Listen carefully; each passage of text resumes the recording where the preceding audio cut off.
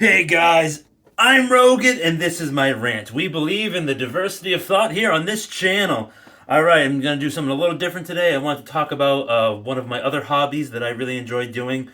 Um, I really enjoy making these videos for you guys, YouTube and everything. I'm planning on making a video also about why I make YouTube videos, what I like to do, how I like to do it. I'm gonna make a video about that as a response to One Last Try 9. He's one of my subscribers, and we've chatted back and forth. We might collab and do something in the future. But I wanted to take today and talk about my lyric writing process, like my writing process. I don't just write lyrics that I would love to turn into songs someday, but I also write poems and I've written short stories before, and I really enjoy writing. And it all basically started when I was in eighth grade. And, I really didn't like English up to that point, but then I had a really inspirational teacher. She really pushed me to improve my writing, and then I got really good at writing. And then I took some English classes in college, and then also a lot of other classes. They required you to write long essays, for various different topics. And I just got better and better. So, I can. There's always room for improvement in terms of writing. But what I'm going to focus on more in this video is my songwriting. So I take a lot of inspiration from the bands that I listen to most of the time. I won't get super into a lot of band names in this video. You can definitely look them up at your leisure if you're really interested. It's a lot of alternative rock, it's a lot of punk rock, pop punk, emo, metalcore, easycore, you know, you know, I said Midwestern emo already, like metalcore and post-hardcore. A lot of these alternative rock genres that kind of like sometimes they get labeled as alternative. Space rock, atmospheric rock, indie rock. And then dream pop is a little bit of Turnover. I like Turnover is a really good band. I definitely recommend you looking at Turnover. And a lot of the bands that I listen to, they come from Hopeless Records, Pure Noise Records, Run for Cover, Rude Records, No Sleep, Fearless Records as well. A lot of these labels, they sign these type of more niche bands and stuff like that, and a lot of their roots are in punk rock, and they incorporate different genres into their more experimental stuff as these bands grow into themselves, and they really find a niche and they grow their sound.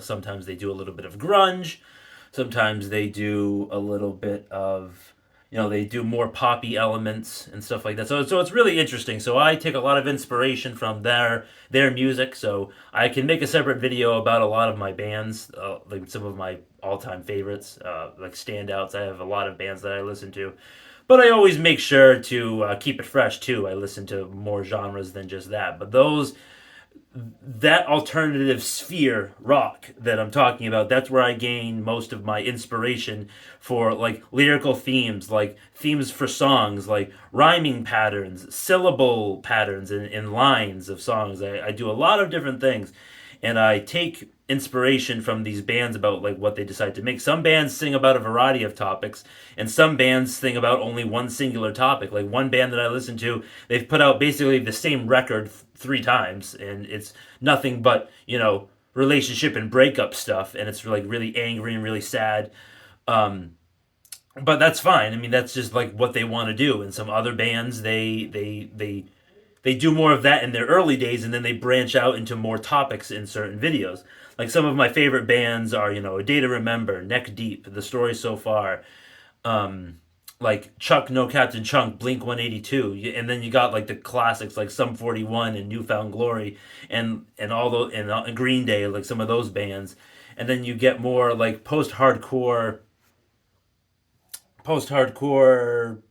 like roots, but then like metalcore and a little bit of jazz thrown into the mix with like Dance Gavin Dance. They're another amazing band, and then what I was talking about, Chunk No Captain Chunk, they're more easycore, and easycore is basically they call it pop punk with breakdowns, and they have a little heavier on the guitar, and a little bit of they incorporate some screaming into it, and then Dance Gavin Dance, what I just mentioned, like they have a lot of influence where one of their lead guitarists, Will Swan, they call it Swancore, and because of his guitar work, they kind of made a niche genre inside of a niche genre. And there's a lot of like other bands out there that try to emulate Dance Gavin Dance's overall sound, and they have a very unique sound anyway.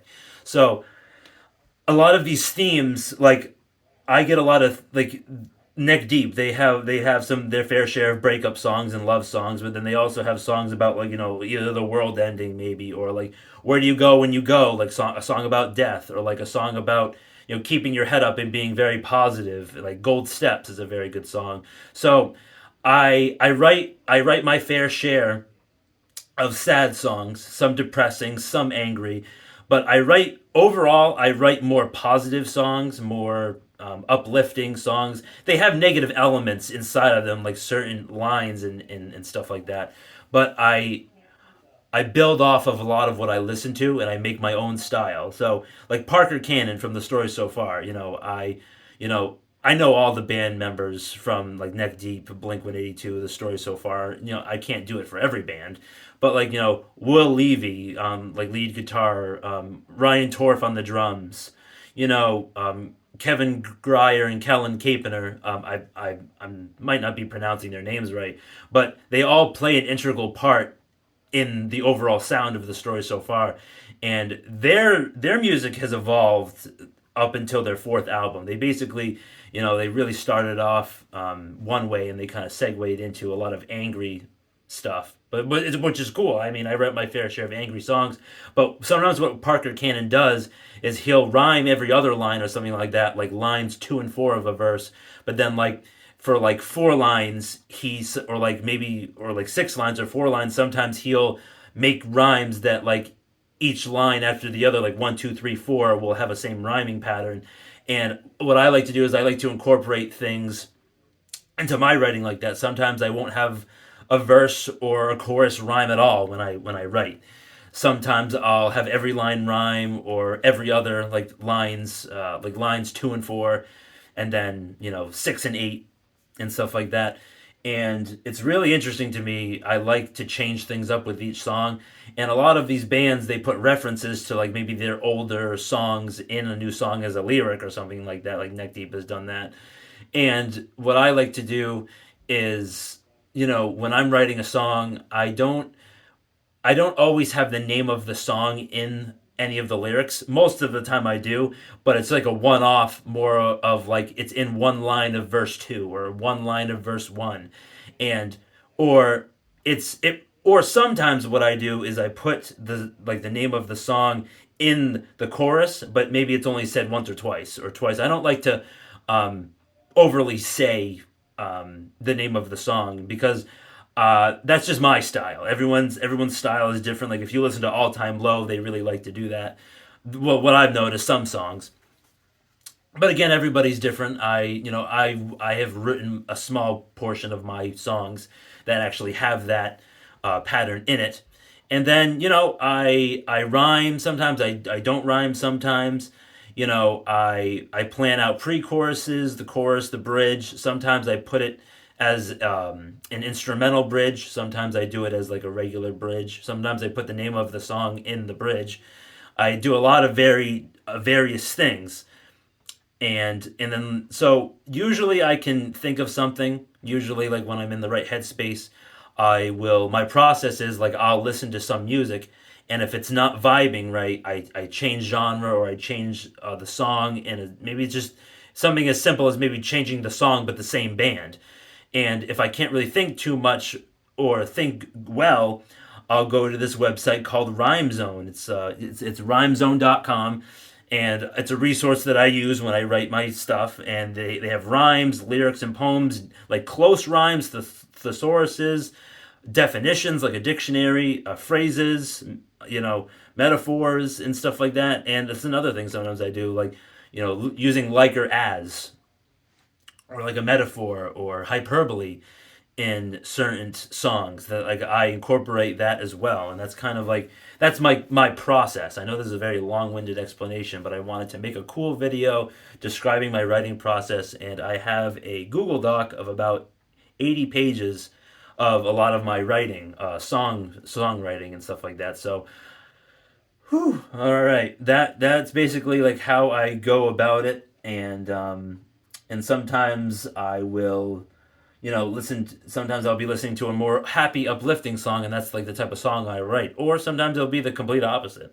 So that's all I have to say about that. If you guys want to hear more insight into my writing process, definitely let me know. I'd be more than happy to make a video because it is another one of my big hobbies alongside of making YouTube videos. So I'm planning on making more videos coming out today and this week about a little bit about finance topics, and also a video response to why I love YouTube, and like why I make the content that I want to make. A video response to One Last Try 9. He's got a great channel too. He plays the banjo. I think that's really cool. Very unique. I don't really see that type of content on YouTube a lot. So if you guys enjoyed this content, I want you to hit that like button. And if you didn't like the content, if you didn't like my face, my Youth Fountain shirt, or my face, or my topic, or whatever, just remember to smash that dislike button. It gives me a chance to improve, make better content, make more content, and then just get better overall with what I'm doing. Hit that subscribe button. It's free. And that notification bell. It might work, it might not. I would love to hear what you guys have to say in the comment section down below. I look forward to reading it. I do my best to get to comments that I see. I'm not perfect. I'm not the best, but I try. All right, guys, have a great rest of the day. I'll see you next time.